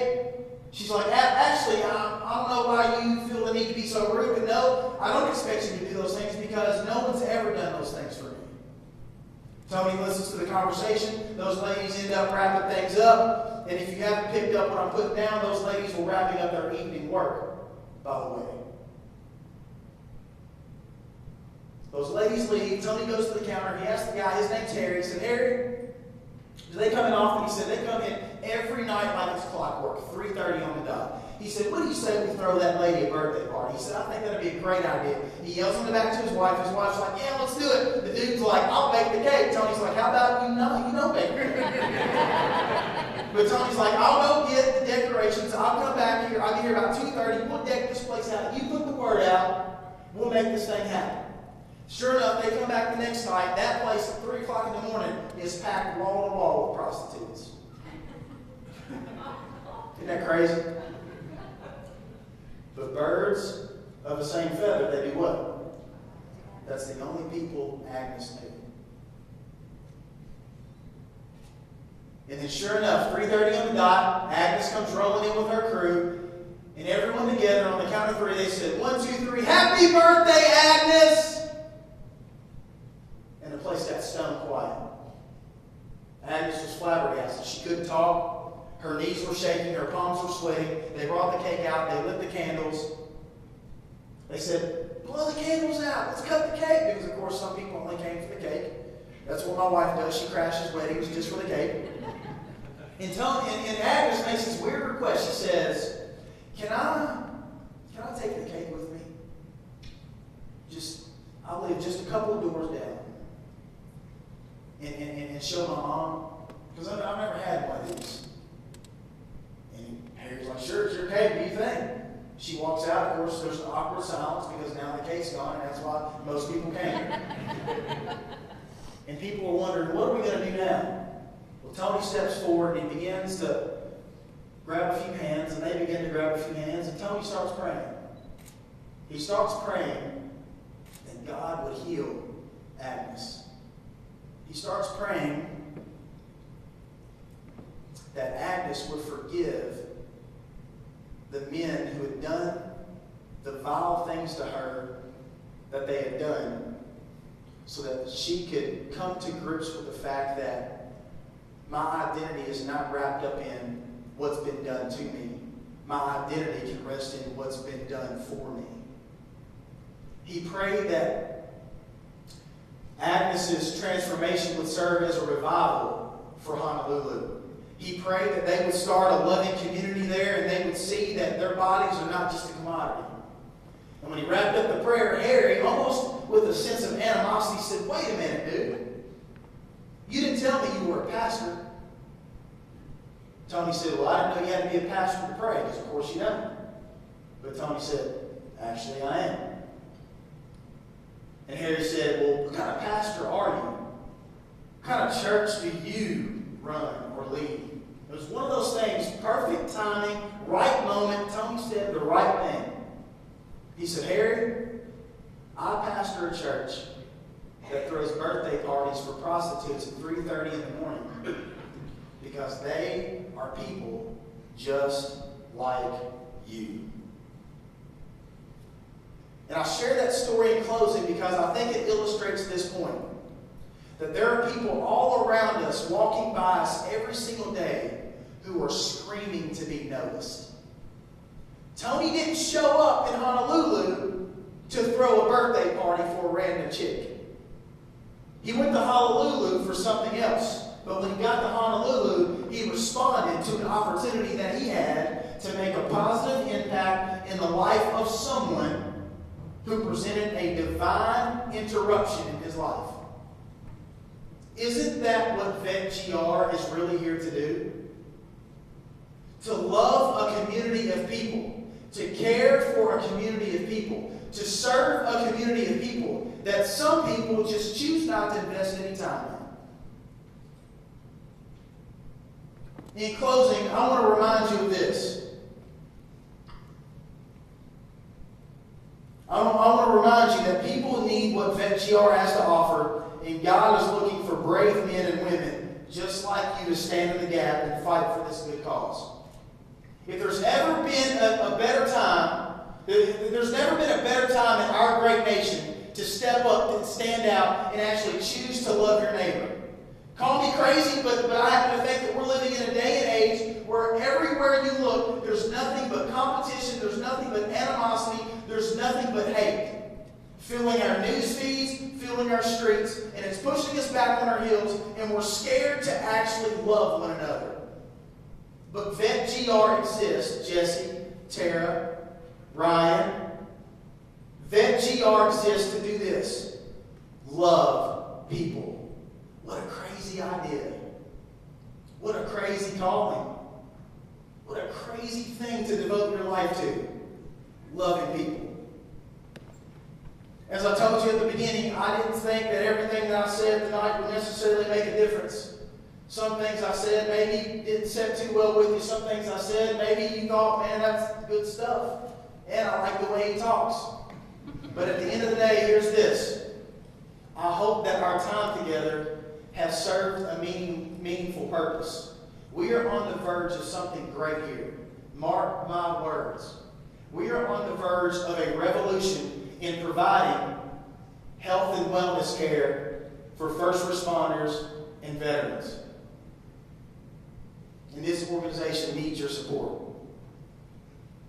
When you give someone your time, you give them a part of your life. I hope the part of your life that you gave me in this message tonight and VetGR, I hope it's been an exchange for something good. And let's endeavor to move on from this evening and continue to go out and change the world, because that's what you were created to do. Thank you guys for your time. Isn't Jeremy good? Right?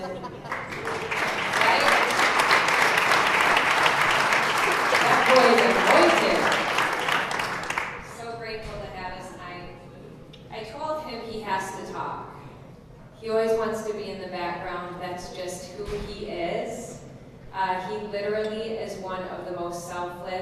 girls that I've ever met in my entire life. And so I said, you have to talk at the end. Like, you have no choice. You have to come up here. People have to hear from you. And so if you would, I'd love to share just a little bit about what I had a chance to write in a book. So bear with me. Who is it that you won't quit on? I decided to not quit on my husband, ever. We will suffer together, celebrate together, trust God together, remain hopeful together, battle through this thing called PTSD together, and definitely laugh together. You know the saying, laughter is the best medicine? It is said that laughter reduces pain and allows us to tolerate discomfort. I've experienced the benefits of laughter from having a ridiculously funny husband. God designed him that way for a reason that is so, so clear to me now. Jesse, please watch this video. So, Dr. Beach, when you think of Jesse, what are some words that come to your mind? Inspiring, visionary, funny, talented, deep, compassionate, loyal, friend, brother,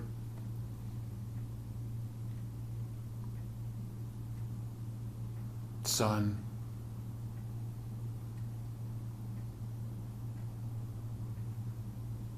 So when you think of Jesse, what words come to mind?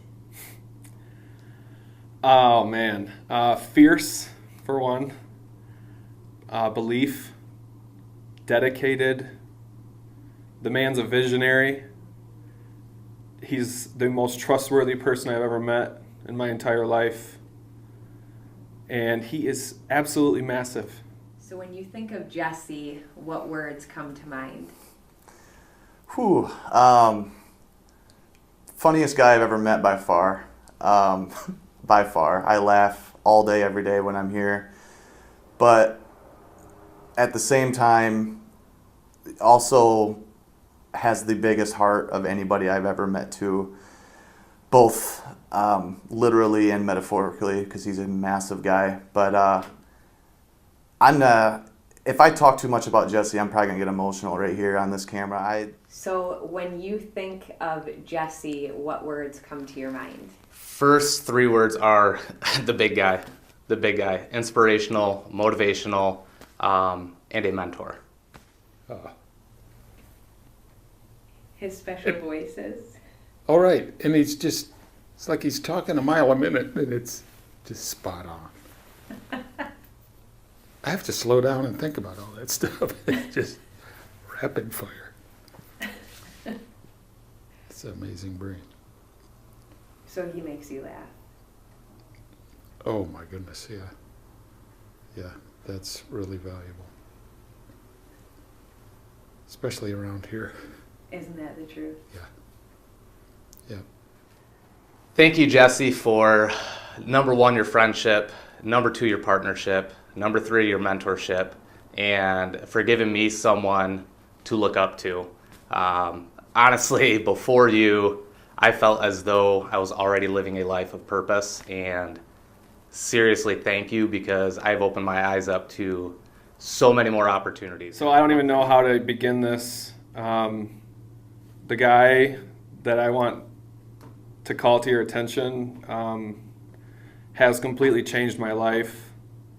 I'm trying to do this without getting all weepy. He has, the first time I met him, he told me to get my hopes up. And sure enough, it's so true, and it's so empowering, and for some reason he sees something in me, and he knows how to extract it and push yet do it in such a loving, almost weirdly fatherly way. And I will be forever grateful for this guy. He told me to take one step and he would take two. Well, I got to tell you, he's taken 100 to my one, and I would not be here unless Jesse Johnson Brower was not a part of my life. I don't know what else to even say. I can't thank you enough, Jesse. I don't even really have words to explain it. You literally picked me up out of a pit of despair and just breathed value back into me that I had completely lost in myself. And I will forever be grateful to for that. He does it with every guy that comes in here. It's unbelievable to watch. I think more than half of the benefit of this place is just knowing Jesse.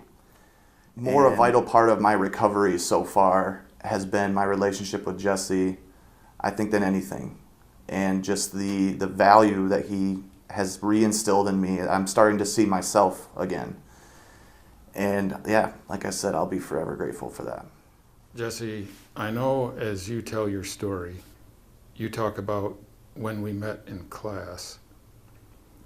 And from my perspective, you caught my eye too, because you struck me as a man with a lot of depth and a lot of heart. And now that I've been able to work with you and get to know you, I love your vision. I love your heart for other people. It's such a redemptive life process that you give back because of what you've been through.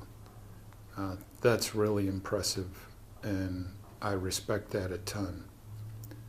I also like the way you make us laugh. I love your sense of humor, and I love your youthful vigor and love of life. So thank you. Thank you so much. Hi, my name is Briggs and I'm 7. Dad, I love you and I'm so proud of you. That's perfect.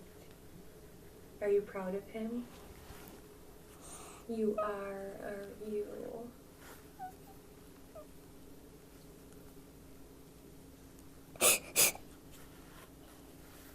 You have a big heart, just like your dad. Hi, my name is Tegan and I am 9 years old. Dad, I love you so much. I'm proud of you and you're doing a great job.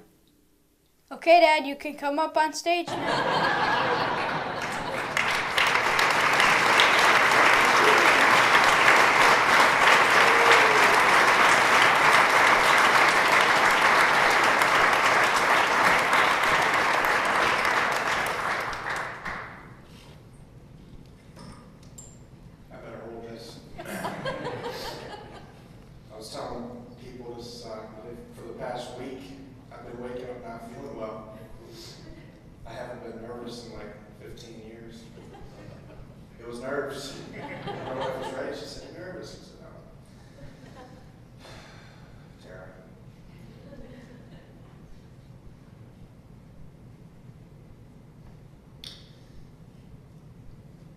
That girl there saved my life.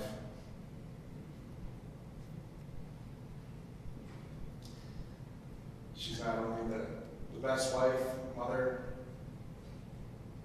but man, she's strong. You guys, she put this whole thing on tonight too. You know, so if you do me the honor, get up and give her a round of applause, would you?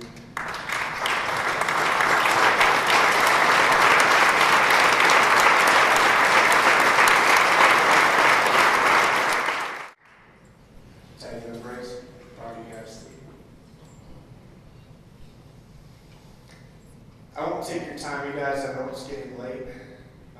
I first want to thank all of you guys for coming out. I want to thank everybody for their support this whole year. It's 1 year to the day that we signed our contract here. You know, it's just ironically it happened that way, but it's true. So, I mean, this is an anniversary as well. VetGR. You know what? As I was going through my transition, just from the Army to civilian life, it rocked my world. It was about a 9-year uphill climb, and what really changed it for me were some strong men. I was seeking strong masculine leadership, and I think a lot of us guys do. And so thankfully I was open-minded enough to really grab hold of men that I respect, learn from them, and try to put in life what they shared with me. And I was thinking as I was sitting back there, where did this all start? And it started actually in the gym. And I was talking to a guy that I respect greatly, and he's here tonight. And I remember asking him, I was like, man, you know, my wife and I are in a position now that I don't really have to work, you know. We could have gotten by being pretty broke, you know what I mean? But it is what it is. There's a lot of people that coast. And we could have been those people. And, you know, I said to him, if you were my age and you didn't have to go to work, would you? And without a hesitation, he said, of course. He said, it's important for people. You know, what he was saying was you need to have purpose, and you need to still seek that significance in your life. So actually, Mike Arrow, that was you, man. You remember that? I remember it clearly, and that's really what started all this. So thank you. What we'd like to do for the veteran population and the first responders, you guys, is finally give something that's of class. You know, when I was going through that transition, like I was telling you, I went through a lot of different organizations, and I felt like what I was getting wasn't the best, right? And so my vision here is to create something with the proper team that's top shelf. You know, it's time that we finally reach out to our vets and first responders and truly give them that presidential treatment that I believe they deserve. You know, when I see the president, literally the president rolling around, I mean, he's got the escort, everybody waves to him, they know, you know, this is somebody of stature, this is somebody. That should be for our veterans too. That should be for our veterans too. So I'm saying no more to that. You know, one thing I do, I like to fight quietly, and as I stand here today, we will create this. VetGR will be the standard. So no more are we going to sit here and just accept subpar treatment. We'll take care of ourselves, and we will build something great, and we will be the strong men to then guide other strong men. Because if you like it or not, our country's lacking in strong masculinity. We're going to show that.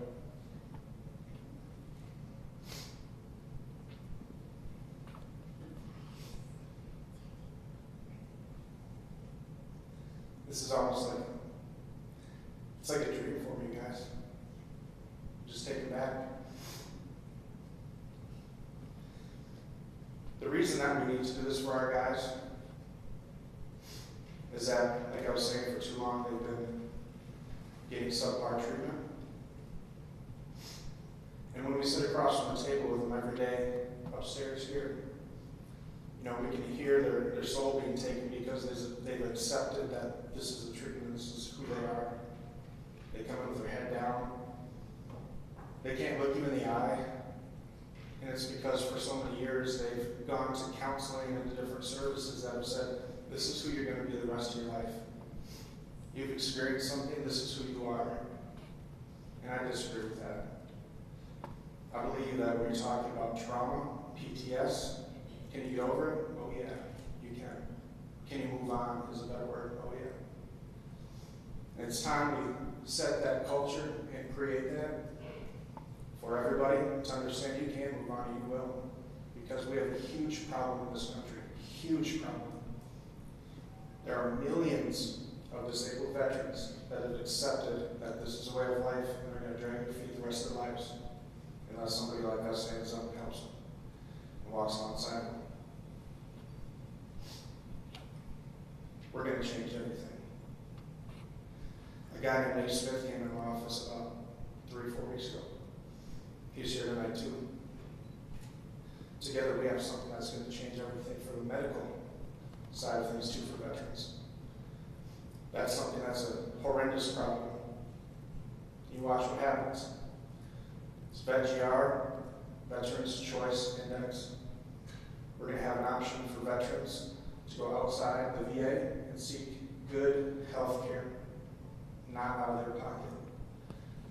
So I just ask you guys to stay with us, support us, join us. My vision for this is to create something that the community feels ownership of. I've told everybody from the start, obviously as a nonprofit, finances are always a thing.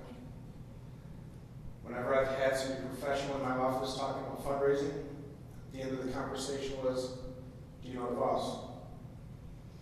I don't like it. I would much rather have 1% of 100 than 100% of 1. I would rather have, somebody's mama and their granny and their aunt support us than one big donor.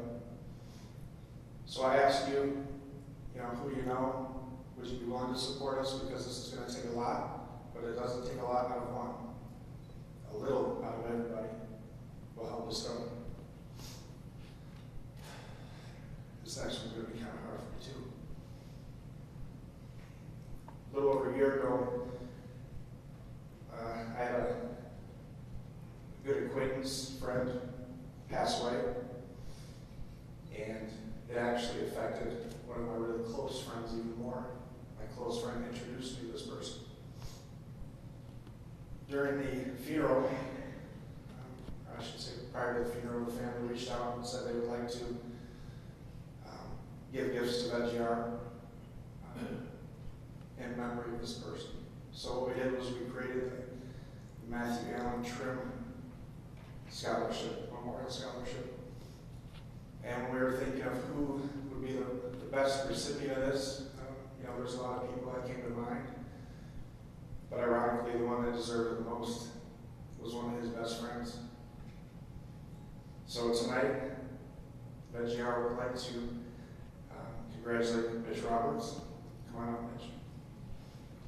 Mitch is the recipient of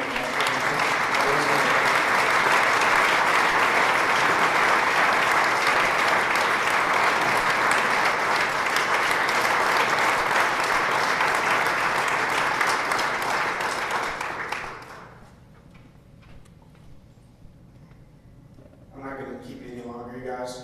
I just want to tell you honestly, from the bottom of my heart, that I thank you. This is a constant uphill climb, and it's going to be, and I'm okay with that. All I'm asking for is to get people behind us, and that we can walk together, and we'll do this. Work with us. We need to improve, and we will, the care and the facilities for our first responders and our vets, and together we'll do it. Thank you.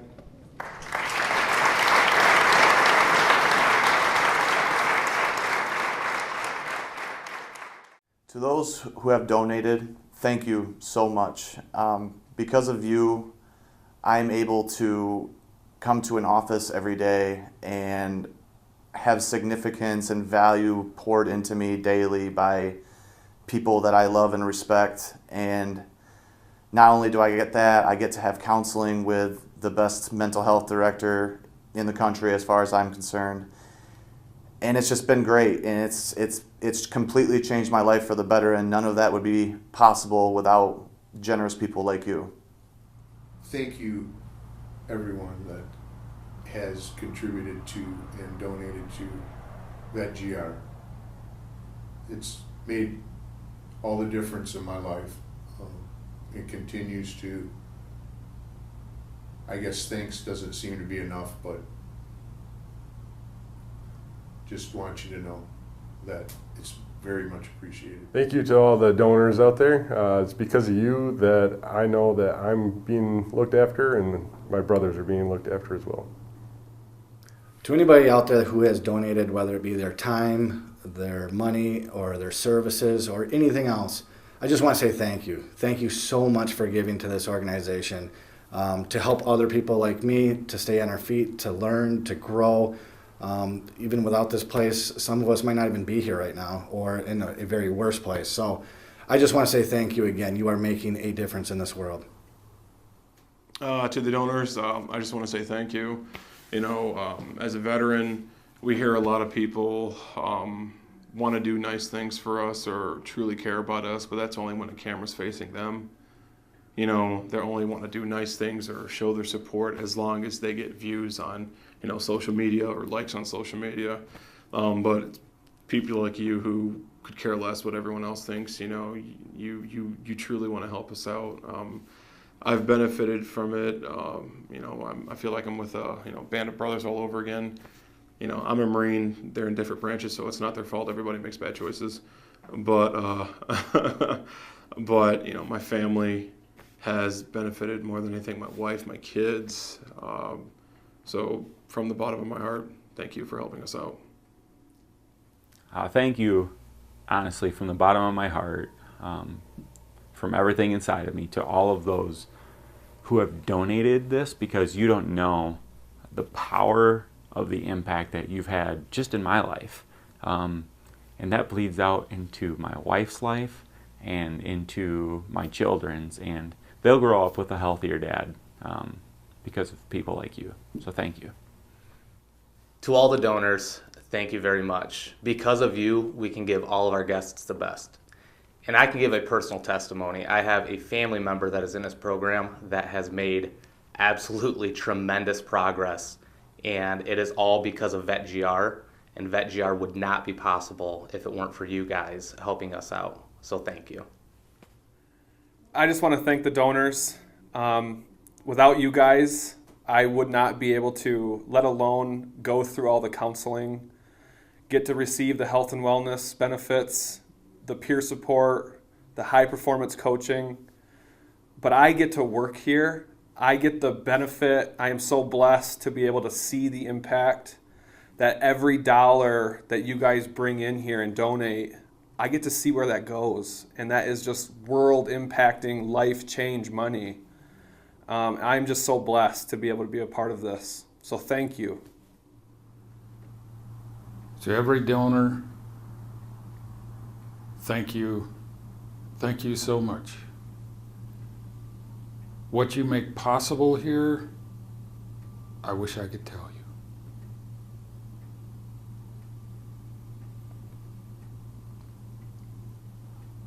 Thank you from the bottom of our hearts.